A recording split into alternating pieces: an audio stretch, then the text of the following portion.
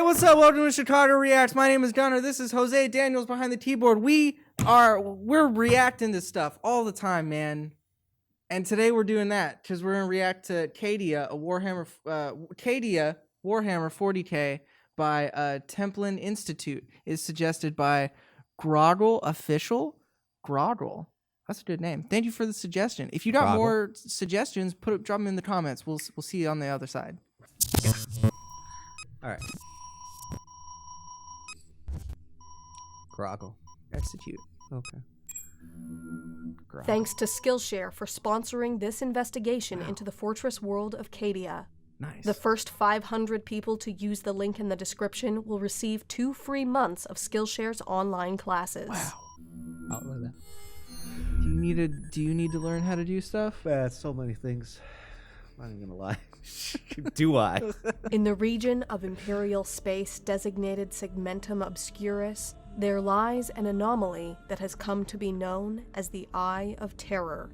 It is an enormous rift, a permanent storm in the fabric of reality that for 11,000 years has provided a gateway to the nightmarish realm of the warp. Okay. Inside is a dimension of madness and despair, where skies weep blood, ancient stars burn in multicolored flares, and the whims of the dark gods hold sway. Since the time of the Horus Heresy, the forces of chaos that reside within have attempted to break out from the Eye of Terror and strike at the millions of worlds that lay beyond. Only one thing has stood in their path: a fortress world that guarded the only navigable route to the Eye of Terror, a place where time and time again the servants of the dark gods would break against the greatest defenders of man. It was a planet known as Cadia, and it was here above all that the bloody work of the Imperium was done. A terrestrial world closely resembling Holy Terra before the age of the Imperium, Cadia was marked by great oceans, temperate plains, windswept moors, and towering mountains. Cadia was colder than most civilized worlds, yet not enough to impede the planet's settlement. It was famous across the galaxy for its sparkling glaciers and thick pine forests. It was the planet's network of strange black monoliths that remained Cadia's most enduring mystery, however, known across the galaxy as the Cadian Pylons.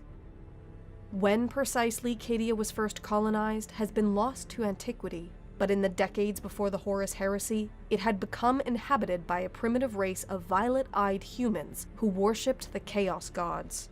The Word-Bearers Legion and their Primarch, Lorgar Aurelian, was the first to re-establish contact with Cadia, but whatever transpired in these initial meetings might never be known.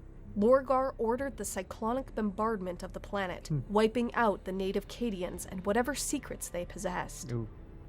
With the end of the Horus Heresy, the Word-Bearers and their other traitor legions fled to the Eye of Terror to heal their wounds and nurture their hatred. Black crusades mounted across the galaxy from the Eye of Terror convinced the Imperium that Cadia was of vital strategic importance, and settlers were sent to the world to claim it in the name of the Emperor. Cadia was eventually forged into a world worthy of the Imperium, but it was learned at great cost that the planet would forever be threatened, and its entire society would have to reflect that. Its earliest cities were constructed in the traditional style emulating Holy Terra, but the broad avenues and ordered urban grids favored any attacking force, and sweeping changes were enacted. Cadia could not afford any distinction between its fortresses and cities. Streets were constructed in such a way as to disorient any potential invader, arrayed in zigzag patterns that would force an enemy to fight for every block. Bastions and local garrisons were stationed in every corner and spire that possessed a commanding view, while at the heart of every city was an enormous fortification known in the local dialect as a casser. From the air, these resembled intricate puzzles, which could be held for months, if not years, even if the surrounding city had been taken. Its people were no different than its buildings, reorganized into a society wholly devoted to the defense of their world. Every Cadian was taught the skills necessary to become a soldier from the moment they could walk. Tactical doctrine you was have to do that. prioritized above basic literacy, and every citizen was required to serve at least a 4-year term in the planet's military before either becoming a career soldier or instead joining Cadia's military-industrial complex. Even the wealthy and successful Child elite programs. wore clothing reminiscent of the camouflage patterns issued to the lowliest guardsmen. The famed Cadian shock troops were widely regarded as the best soldiers in the Imperial Guard, and some of the most well-equipped. Regiments either formed on Cadia or those emulating its style and doctrine could be found across the entire galaxy. Cadian equipment, in particular, was so ubiquitous that it was nearly the standard of the entire Astra Militarum. For millennia, the planet stood as an unshakable foundation that challenged the will of the dark gods themselves. Like literally the... Every invasion was shattered, and every Black Crusade was repelled. But in the 999th year of the 41st millennium, Cadia was finally broken. Abaddon the Despoiler, greatest champion of chaos since Horus himself, launched the 13th Black Crusade. In the opening moments, elements of the Planetary Guard turned traitor, assassinating Cadia's high command, its governor, and Lord Castellan. A reformed defense now under the command of Ursarkar E. Creed were able to contain this initial assault, but the Black Crusade was just beginning. In orbit of the planet, an enormous Chaos Armada traded blows with the warships of Battlefleet Cadia, all while reinforcements swept across Cadia's skies before joining in battle against the planet's beleaguered defenders. Mysteriously, it was not the famous fortress cities of Cadia that appeared to be Abaddon's primary target, but rather the large network of pylons, particularly those within the Elysian Fields. What precisely happened there can only be guessed at, but some claim that for a brief moment, servants of the Imperium working with ancient Xenos managed to activate the Cadian pylons. The forces of chaos were seemingly cut off from the warp, and even the Eye of Terror was said to shrink. By the order of Abaddon, however, an enormous blackstone fortress struck Cadia with the force of an artificial meteor. The planet's continents were split apart, its ancient forests burned away. The few who managed to evacuate the dying world bore witness not only to the destruction of Cadia, but to the expansion of the Eye of Terror across the entire galaxy. Okay, that makes sense. With the fall of Cadia, the forces of chaos had won a victory that for millennia had been almost unimaginable. Tendrils of the warp have split the galaxy in two, and there is little doubt that the Imperium has entered the time of ending. But the ultimate triumph of Abaddon the Despoiler still eludes him. The fall of Cadia has awakened something in the Imperium more powerful than even its greatest fortress. A hunger for retribution has swept across every world, and Cadia has become a martyr whose memory has spurred humanity to ever greater feats of valor. That makes sense. If a creature like Abaddon is still capable of experiencing even a tinge of fear, then he must be haunted by the fact that in destroying Cadia, he has added 1 trillion fallen saints to the highest pantheon of the Imperium. For even as the planet split apart and its shattered remnants were consumed by the Eye of Terror, the red streaks of firing lasguns could still be seen in the darkness. Defenders of Cadia refusing to give in, even as their world cracked and burned around them. From their sacrifice has arisen a new battle cry, one shouted in hatred from the Arctic steppes of Valhalla to the deadly jungles of Catachan. A simple phrase that ensures the memory of Cadia will remain for as long as humanity endures. The planet broke before the Guard. The planet broke before the Guard. That's badass. Yeah. That's pretty badass. Yeah, that is. That's pretty badass. That's like a way to. That's a a real way way to lead yourselves in the battle. Yeah, they had to blow up the planet before they broke our will. That's pretty badass. So so Cadia is sad story. Was the last. I don't want to say hope, but I mean it's like kind of the last sort of thing that tied the warp sort of, or that kept the warp sort of at bay, I guess you could say. That's and the forces that are within the warp, right? because also the dark. I'm trying to It think was of more like an outpost, really. Just seemed like yeah, it. kind of. Just but like all of the like the 4 different chaos gods, they like didn't exist before, right? Like they were born out of like some weird energy that was given off by like the creatures in the universe anyways, right? Well, I think we know how one of the chaos gods came about. That was from the dark my Eldar. girl. Yeah, my That's your girl. Your girl. My Your girl. girl. My bad. Yeah, I'm sorry. Your girl. That triggered all the rest to fully form. Okay. To fully form.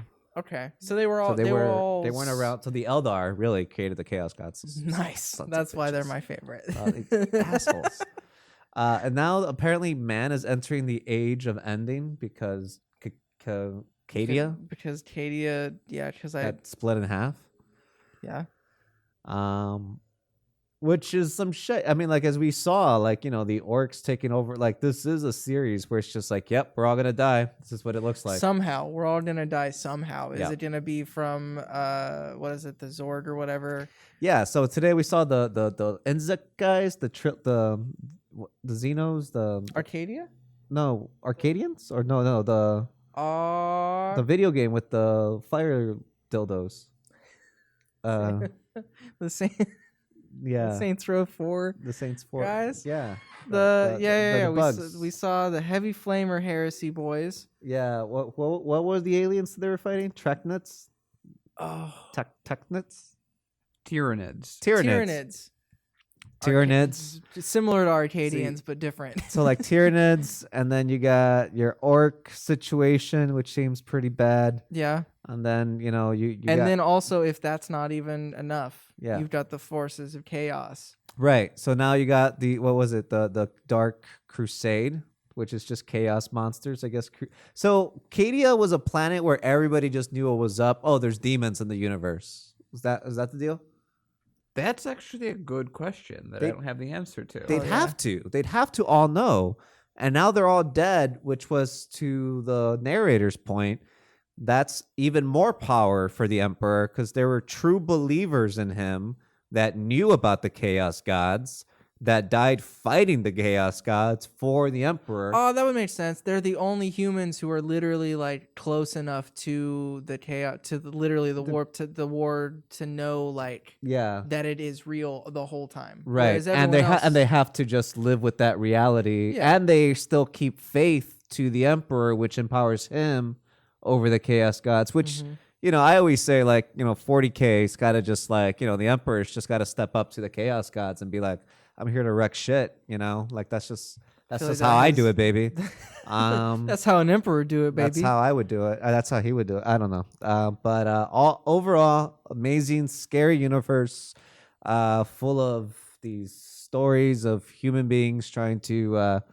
yeah, then you have all these human politics where it's like everyone's trying to kill these monsters, but it's just like, don't promote that guy. He sucks. I don't, you know, he chews with his mouth open. You don't want to Also, promote like, a guy like that. A lot No. of racism and sexism we got going on in here, which is like, of course, like I think that's, I don't even mean that to say it's like a bad thing. Like that's legitimately what I think the universe would be like in a situation where humanity was Well, like it'd be the a bad small thing, I would say. Like humanity is like the bastion of like whatever, right? And we're super prideful, and then we discover that like there's all this other stuff in the universe. It's like, why wouldn't we be like, well, we are the best, right? Because Yeah. we're the most superior. Gotta be. We don't just eat stuff like the way the bugs do, and we're not Y'all don't have an imperium fungus of the way man. the orcs. You know, we're not. We don't have chaos, torture, sex with each other till we create a new evil in the entire universe the way those brainiac aliens do. So like, you know, the Tau kind of has humanity beat. Only a little bit, but that's only kind of. See you at the tabletop, and we'll see. Kinda. Me and my Dark Eldar have a lot of Guns. words to say against The Tower against you. tankies. That's just the way I see it. Wow, what a day. It's been 20 hours of filming. We've been locked in the same room for Watching the same 6 videos weeks. again and again, taking different takes. You guys saw the best ones. Yeah. Shout out to all the times that I used branded brand names. Yeah. as, Looking like an as- 8 Mile as standing literal- over there. Like, we're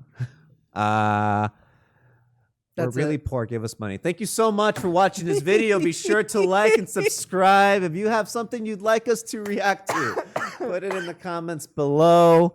Keep those clicks coming. Sit through our ads and see you next time. Bye. Laters.